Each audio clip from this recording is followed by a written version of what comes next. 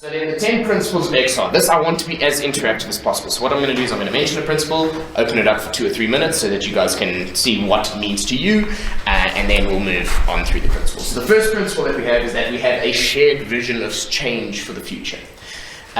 This means that we want to create a world that our kids can live in. We want to feel safe to have kids, and all of us are on the same level. So what does creating a shared or having a shared vision of the future mean to anyone here?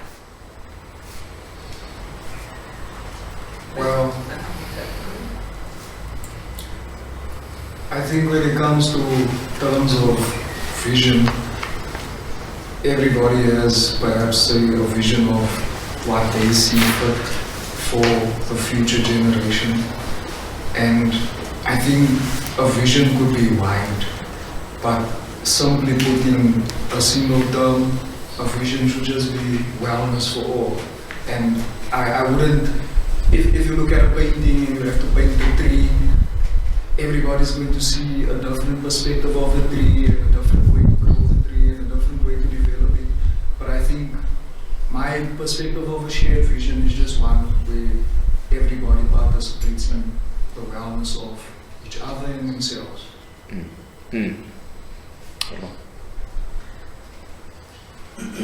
Yes, it will be diverse, but we know that we have a lot of restoration to do.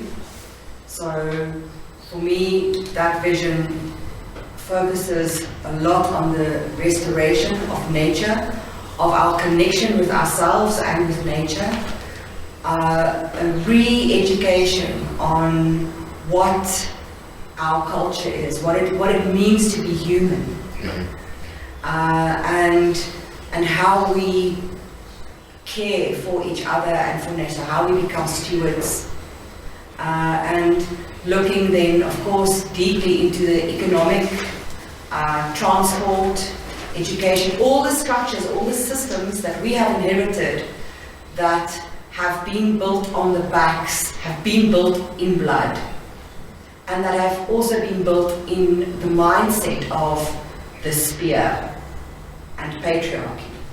So what does it look like when we want to care for, when we want to restore, when we want to live in harmony within our natural boundaries that we have here on this planet?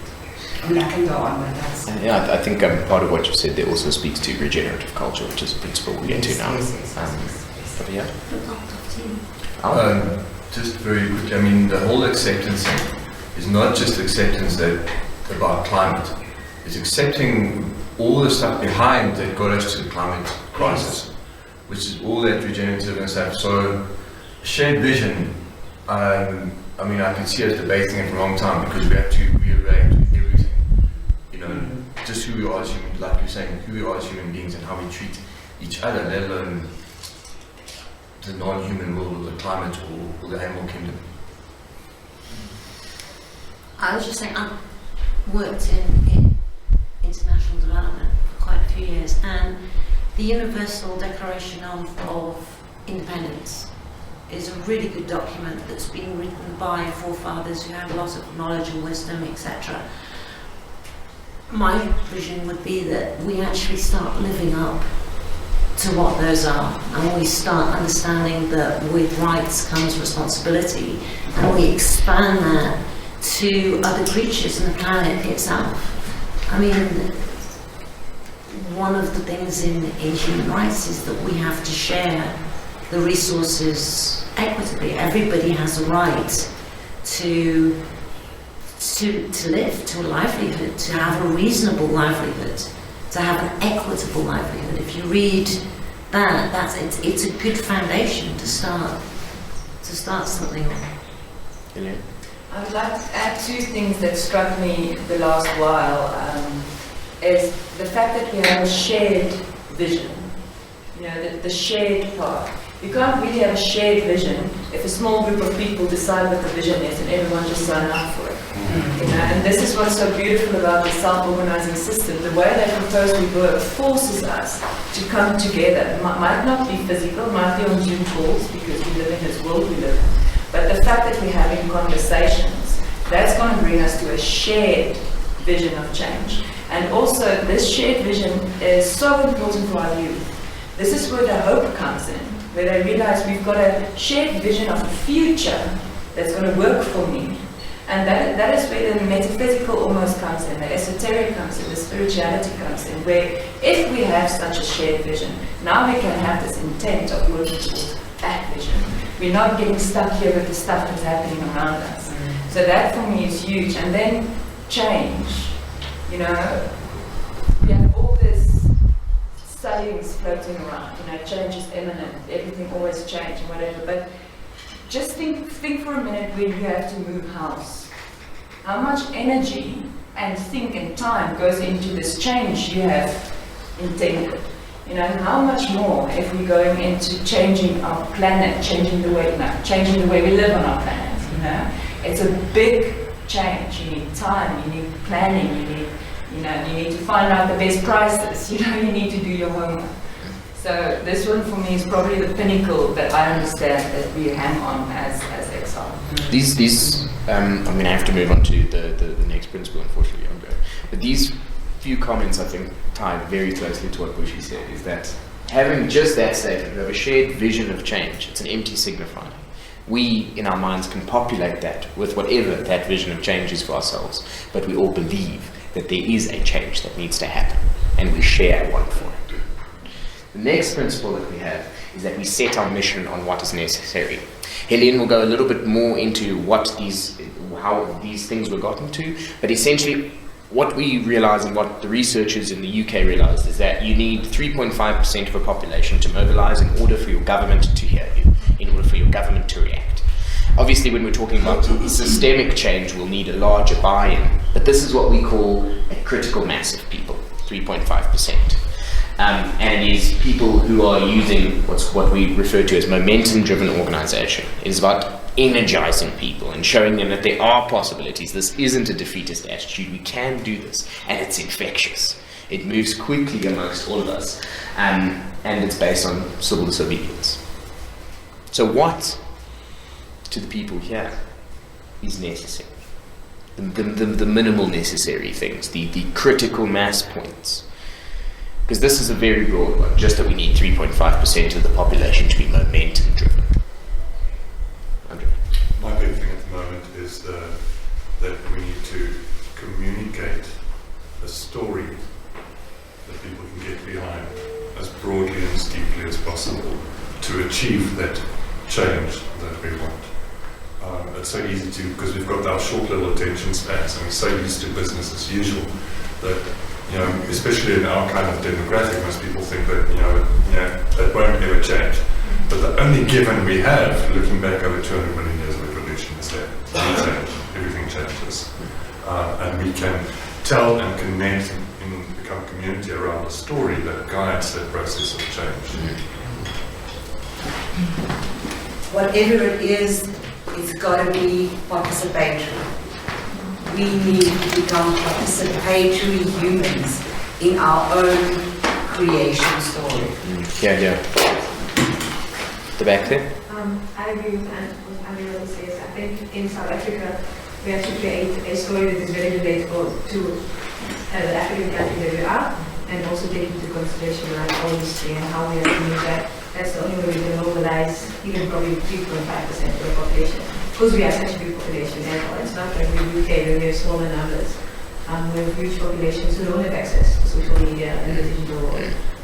So it's reaching out to those people, and it's actually those smaller communities which are going to be probably first affected by climate change, and that are probably already suffering it, but there's just no one there to support them or tell the story of what's going on. Okay, I'll give them a chance, please. I think what's important is that it requires 3.5% to mobilize for change, but the mobilization and that 3.5% is part of the vision that we're trying to create. So in other words, participative, connected, new style of community living. And Ubuntu is not just a thing, but it's actually how we do things. I agree with everything that's been said. And I've been doing a little traffic light protest with the countdown to the global march and stuff by my traffic lights. And you'd be surprised that people just drive past me, don't look, won't look, not interested. And when you think that 59% of South Africans don't really even realise that there is a climate crisis, don't even really understand that there's a problem in the first place, I mean, I think our role and what's necessary is to educate as many people as we possibly can, and that's not just in terms of media, that's in terms of like each one reach one. Talk to everybody you meet, you know, and have in-depth conversations as long as it takes. Bug the crap out of your friends, I'm doing it. I've said I feel very, very sorry for anyone who ends up being my Uber driver. Bushi? So I find that there's a whole lot of roadblocks when you want to mobilize people into doing something that is necessary for everybody. And one is the vision. Not everybody shares the same vision, perspective, and also just self-awareness of what is happening to them and the world around them. So what I've been looking at and what I've been thinking about is how you get people to mobilize into a healthy space and move into a healthy space. And I don't think it's about capturing a percentage of the population. I think it's about bringing something that the population is already doing and directing it towards a way that we can make it valuable for the organization or what we're looking to do. You can't necessarily take a cup of water, and forgive me for my analogies, it's just the way I explain it. If you have a river flowing and the river is flowing in one direction, if you take a cup of water and throw it there and throw it there and throw it there, you're taking a small percentage out of it. But if you use that same momentum of the river just to direct it towards a canal, to a different stream, to a different place, a place of what you would like to nurture, I think that's where the value of mobilizing comes in. And when I look at it from a perspective of the world that we live in, business, everybody is involved in business. The business of themselves, the business of corporations, the business of social media. So how do you use business in a way that business can drive change? You'll notice that as you begin engaging more and more in XR circles, is that this has already begun to take on a slightly different flavour in South Africa. Because as I mentioned, the climate justice movement is not new in South Africa. There's a lot that has been happening for a long time. There's a lot of energy that exists, but that energy is currently ineffective. This is a beautiful coalescence because we realize that it's the system that's put us in this situation, which means that our interests, the environmental justice interests, coalesce beautifully with the interests of labour, with the interests of gender rights movements, with the interests of anti-xenophobia movements. So you'll hear the term probably from some of the people in exile who've been in it a while. We're trying to position ourselves as what we call a movement of movements. An umbrella catchment zone saying a movement of movements. We are trying to say, let us all fight together on this one big issue, which has knockoffs in every one of the individual issues that we take to heart. And I think that is a big part of it. There's Ted. I'm so sorry. I'm so sorry. If you want to come in on the floor. Half an hour, okay, cool, go. Half an hour is enough time for me to move through it. With business, one of the things that's going to happen with global warming is the sea levels are going to rise. Now, we are all our harbours. So we're going to lose all our harbours, and business is not going to be able to send stuff all over the world. So that's how you get business on board.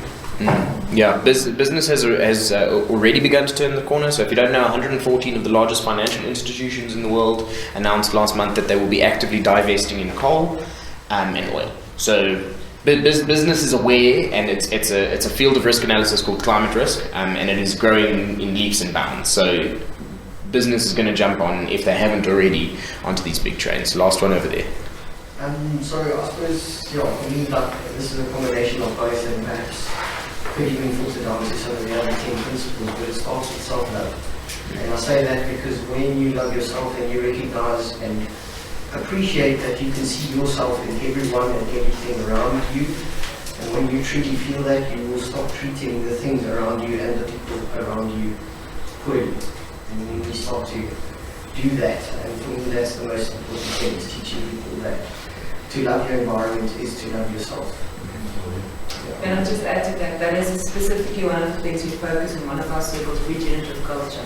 One of the corners is self-love. It's wonderful. Okay. Principle number 3 is exactly this. It's what I touched on a little bit just now, and it's called the regenerative culture. So an important thing that we need to understand about the modern world is that it divides us. It puts us in spiritual silos.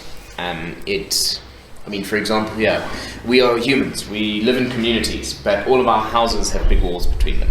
We don't want to know our neighbors. Social media pushes us more and more down into these silos. So the thing that we've actually lost in our world is culture. And it is a culture that is aware of its interconnectedness, not just amongst or internally in the group of people, but also the interconnectedness and reliance on nature. We need to regenerate culture on earth and amongst people.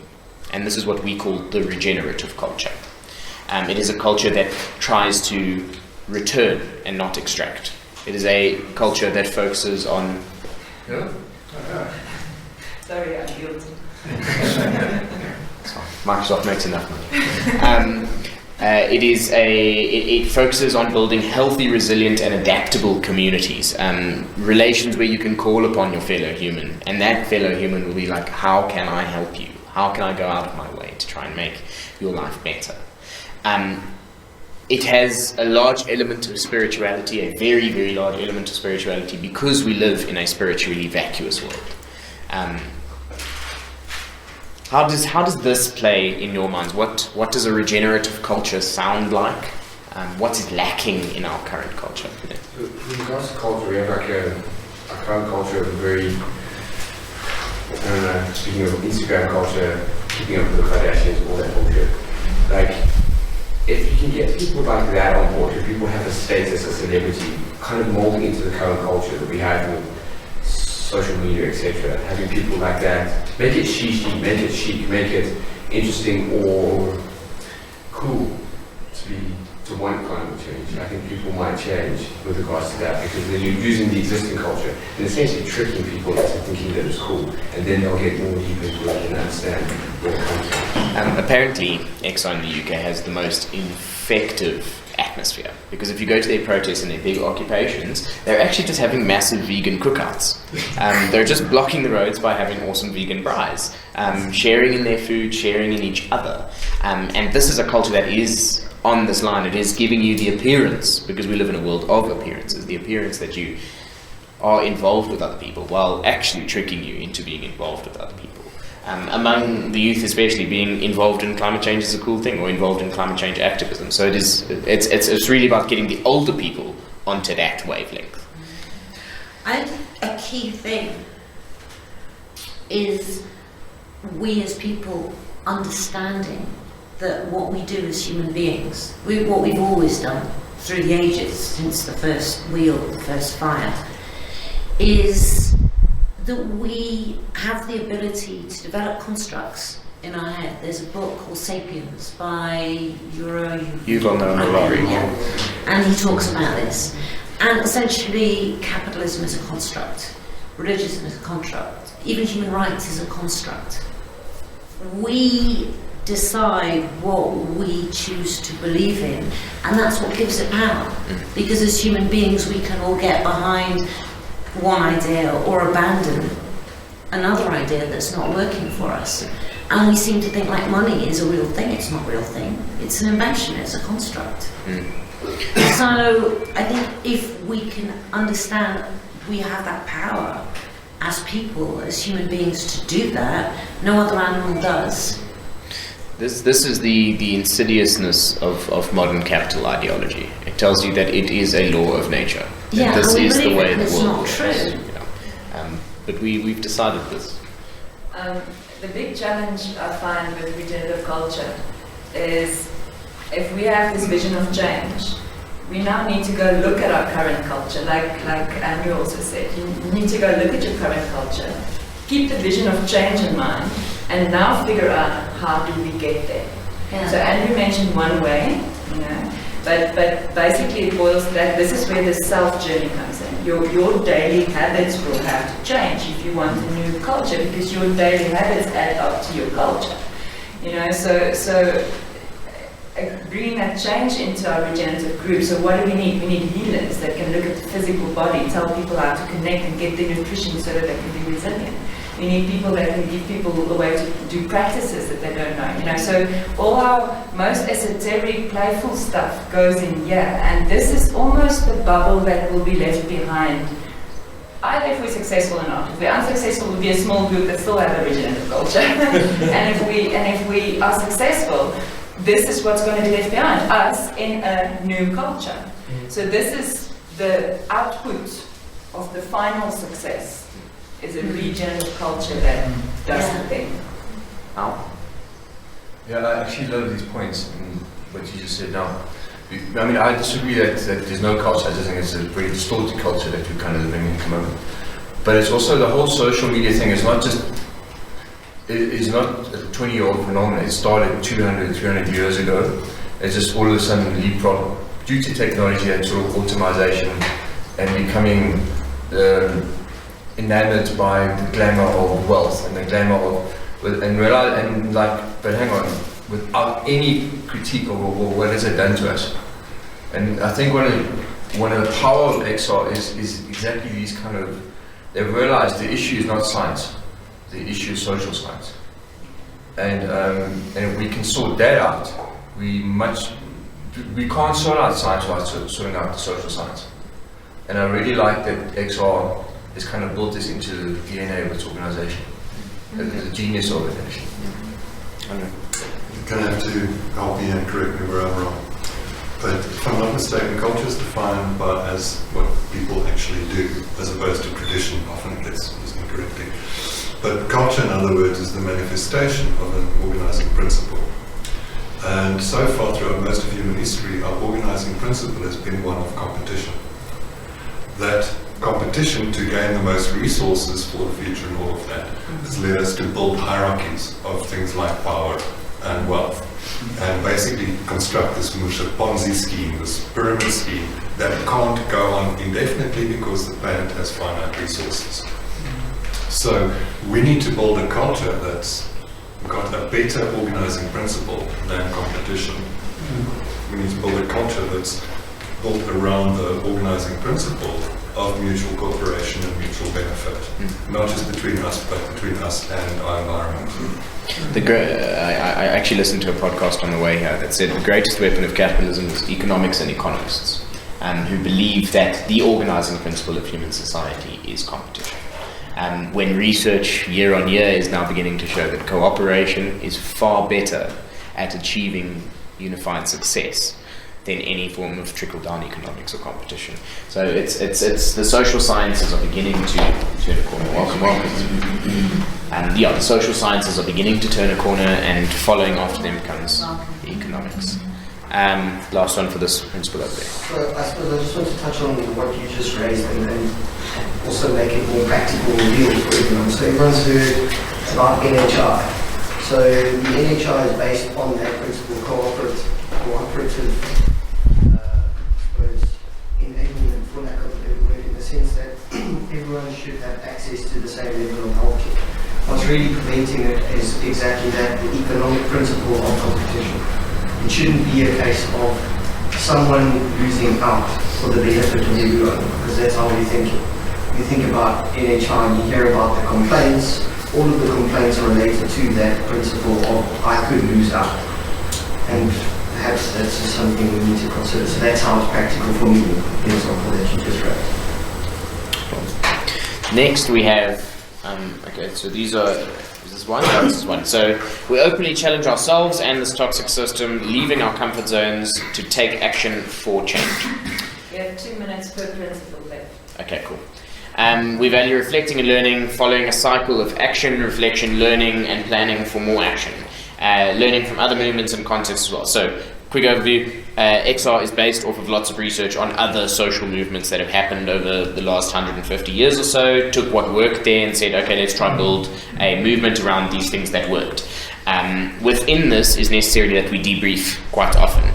Is when we do something, we have a meeting, we have an action, afterwards we're going to come together and we're going to say what worked, how did we alienate people, how did we include people, what sold well, what took hold and what didn't.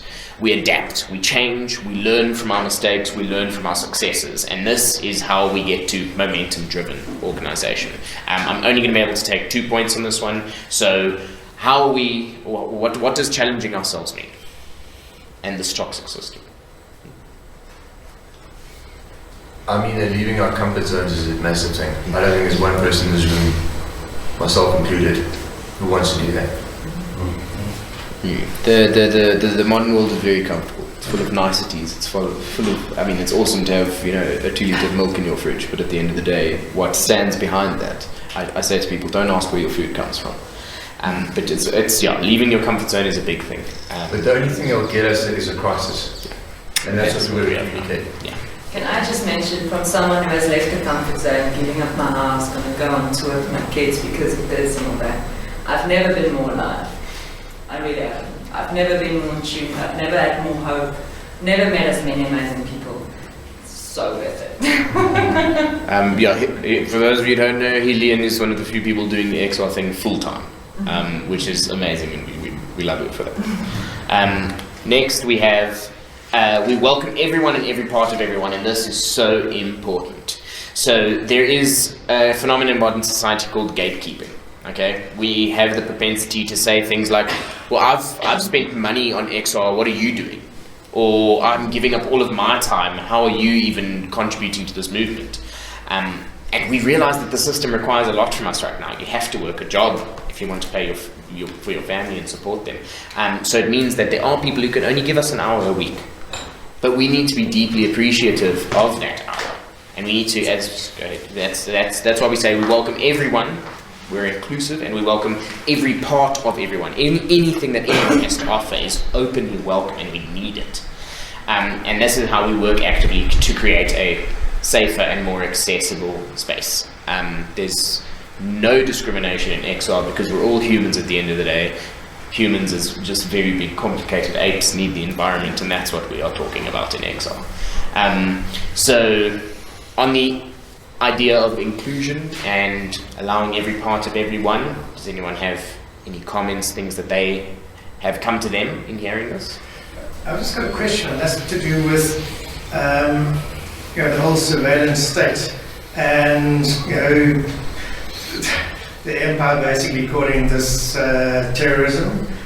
How do you deal with the surveillance that's going to come up? There are going to be spies that will be part of your process. We recognize this, and we believe to some degree that we have already fallen victim to this in some way or another. It's about vigilance. It's really just about being aware of that exact thing, is that there comes a point that the system will fight back, and it will fight back very hard, and it is way better funded and better organized than we currently are. You have to be aware of that, and everything that we do, people that we engage with, there's always a slight degree of caution until that person shows themselves as open and inclusive and spiritually engaged in what we're doing. And then from the surveillance state point of view, we try, so in the UK they now use Telegram, which is a completely encrypted version of WhatsApp. WhatsApp, I think, is the worst social media in the world, but we don't think about it that way. So we are aware of that, and it forms quite strongly into the rhetoric that we try and keep amongst ourselves. I just think it's a very positive principle to have.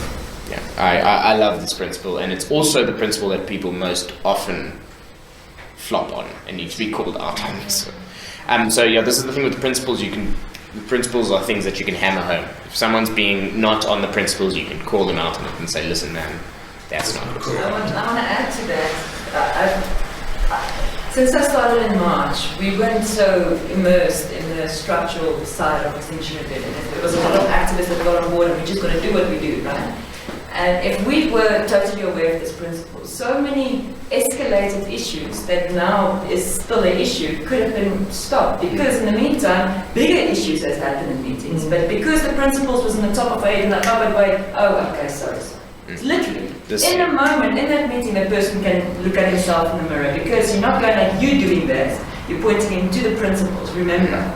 And they go like, and it's immediately gone. You don't have to deal with repercussions of a fight or of a misunderstanding or anything like that. It's wonderful. It's really important to Yeah, know. you'll hopefully learn throughout the course of today, I'll come to right now, is that the principles and the constitution that you're going to hear about later are just the way to effectively organize without conflict amongst ourselves. Because there's With healthy conflict. healthy conflict. Conflict's important. It's how we come to terms with what we believe. But it prevents the type of destructive conflict that breaks momentum. I'm partly covered, so like you late. I had some issues. So in essence, the principles, those are our guiding values. Yes. The commandments. That's how we keep ourselves safe. Yeah. To do this thing. And very in line with the Constitution. Yeah, so the Constitution is the core organizational document, and it is built on the basis of the principles. So you can think of the principles here as the thing, because you'll see when we get to the last principle is that we are decentralized and based on self-organization, which means anyone who follows these principles and acts in line with them is acting in line with XR, regardless of whether you are plugged into the larger organizational structure or not, which is very unique in a social movement. 10 minutes. 10 minutes, okay. Just very quickly, I just want to say, I think we're going to be aware this mind thing operates on more than one level. So when you say welcome everyone, the whole conflict, it's very important for us to learn how to, because that is a part of you. The second level is we need all types of people. We need accountants, we need people on the street, so please be aware that if you think your skill is only here, guarantee you won't need it, and we need your energy. Yeah, that is something incredibly important that I forgot to mention, is that a movement takes a lot of logistics, takes a lot of admin behind the scenes. So PAs, accountants, lawyers, everyone has a space in this. And then if you can put a list together, you can do organizational work. Next is that we actively mitigate for power. So this is what we'll get to, and Elian and the other speakers will get to, around the principles of sociocracy and holacracy, is we mitigate for power. We don't allow power to accumulate in individuals, because hierarchies of power have proven historically to be very, very bad things for organizations and for society. So we break down these hierarchies of power for more equitable participation. I'm only going to be able to probably take one or two on this. So what does it mean to mitigate for power?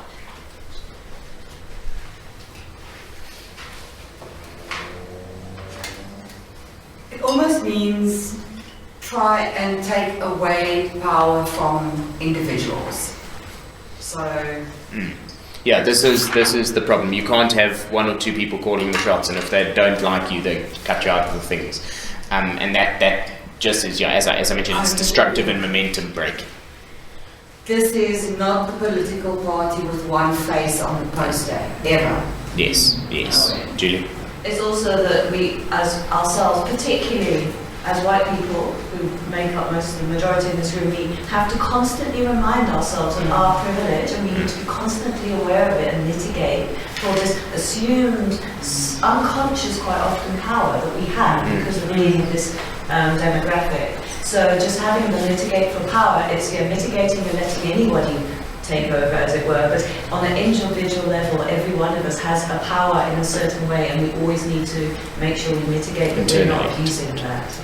Last one. Oh, and I also wanted to say that it's in line with eliminating competition and controlling each other. Instead, we'll flow with each other and meet each other. The principle of cooperation as opposed to competition. So these all moving towards more democracy instead of less democracy.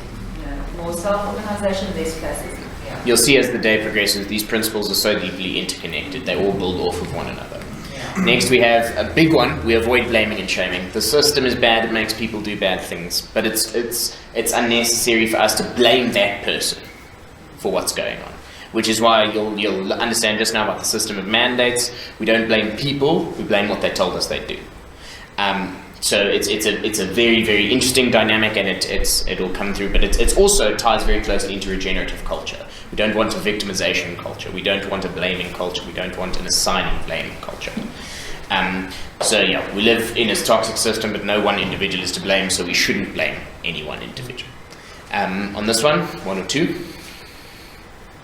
Can I just please have a bazooka? I don't know.